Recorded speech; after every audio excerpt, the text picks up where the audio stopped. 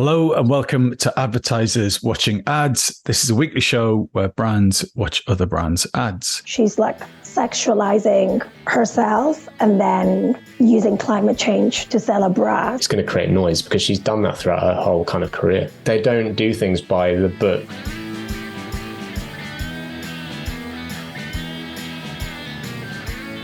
My name is Tom Ollerton. I'm the founder of Automated Creative, the creative effectiveness ad tech platform. And we're brought to you by our partners, Contagious, who have helped choose the ads this week. But before we get to that creative, let's speak to this week's guests. I'm Maestro. I'm currently marketing director for Spring Hotel, a Spanish hotel chain. I'm Lloyd. I'm head of strategy at Socially Powerful. Fantastic. Right. Let's see this week's ad.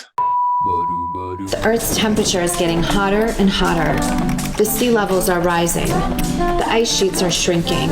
And I'm not a scientist, but I do believe everyone can use their skill set to do their part. That's why I'm introducing a brand new bra with a built-in nipple. So no matter how hot it is, you'll always look cold. Some days are hard, but these nipples are harder. And unlike the icebergs, these aren't going anywhere. The Skims Ultimate Nipple Bra. How many votes would you give out of 5? Vote your fingers. 1, 2, 3. 3. A 3 and a 2. Okay, Anna, can you please explain what is going on here? At the beginning, I thought it was like a comedy, like a sketch, a bit of a joke. Of course, she's raising awareness or talking about climate change in a very sarcastic, witty way. You know, I did read like 10% of the earnings will go to fight climate change. But yeah, she's pretending to be this sexy scientist fighting against climate change. And by using that, she's trying to sell her new product, the new nipple bra. She was talking about giving 10% of the earnings to fight climate change, but in this piece of content it's not clear. And Lloyd, what was your reaction to this as a social media specialist? I do view this kind of ad as a piece of social media content, like first and foremost, I guess, because it's for Skims and for Kim. I've got 350 million followers. It's going on my socials. So that kind of simplifies it. And then so it becomes social first, I guess, in terms of attention grabbing, controversial. It's kind of satirical. It hits all those like tick points straight away. First time watching, you're like, where am I supposed to be looking here? Like, am I supposed to be watching this? And it does make you feel a bit uncomfortable, I guess, which is the whole point. Reviews is getting a bit of controversy because it's like using climate change in a way to sell products. And ultimately the product isn't like backed by particularly like eco ingredients and stuff like that. But I think first and foremost, it's just really attention grabbing and it makes you watch it. You kind of get sucked in to watching it, which is the whole point. I thought, although she's trying to sell the product, I think the campaign is to drive kind of like brand awareness rather than product awareness. I did read the comments and people were talking about Kim Kardashian, about the brand. So I think makes people talk about Skims by talking about this campaign and this bra. I wouldn't think that would be a bestseller because I think the opposite as a woman, you want the opposite effect. You don't want your things to show up. So I don't see the consumer need or product fit. I just think she's using a provocative product and theme to stand out and to grab people's attention. She's saying the way to combat climate change is to wear a bra? Because she's saying pretend it's cold by having this bra. Am I missing the point here? I mean, the way I understood it is, yes, because climate change is going to happen and it's going to get hotter. You still want to look cool. So that's why you need the bra. And you do 2 things.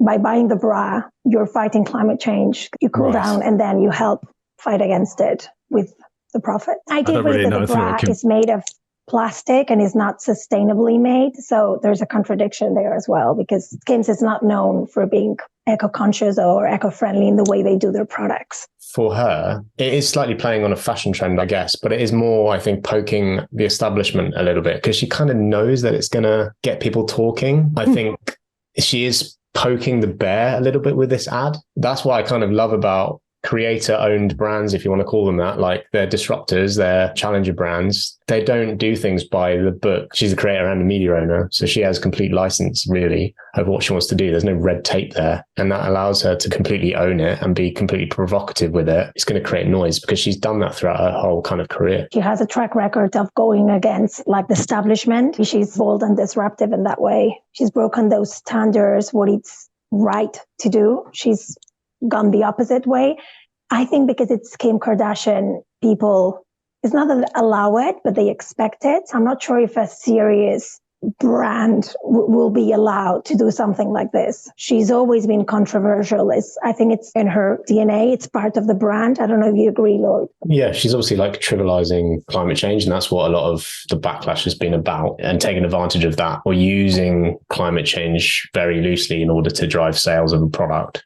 I think, is she a good role model is a completely different kind of debate, I suppose, but it sort of crosses a line into like, what if like Lady Gaga did it? She's someone who's like an artist, and Kim Kardashian's seen as like this marketing machine, I suppose. Is she using her platform and her status and her power to influence people look up to her in the best possible way? It's interesting to look at who her audience is, because like notably she's got a lot less followers on TikTok, and TikTok is like no longer, just for teenagers, but it's obviously still leans that way in terms of the core audience. She has like 360 million followers on Instagram, and I don't think she actually posted it on Instagram, but you would expect that audience to be older, obviously. She has like around 9 million followers on TikTok. You'd kind of expect it to be more. And there is shades of 90s in the ad, right? Like the sort of way that it's produced, it's got like an old school computer, and the way that it sort of comes together is very like a throwback 90s, but that's quite fashionable at the moment anyway. But like, yeah, she's definitely using her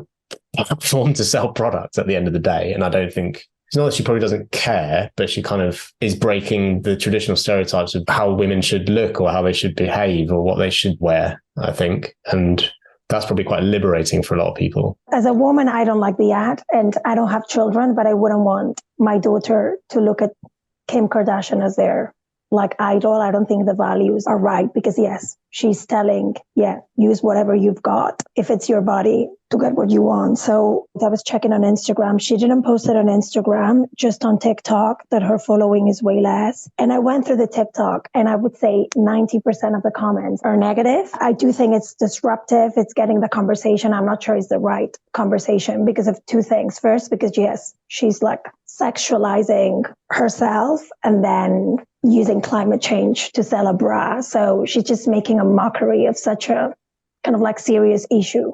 For me, two serious issues. First, what we've achieved women in the last years, and then around sustainability. Yeah, I think that's a really nice encapsulation of it, Anna. So would you sign off this creative in its current form? Yes or no? 1, 2, 3. Thumbs up or down?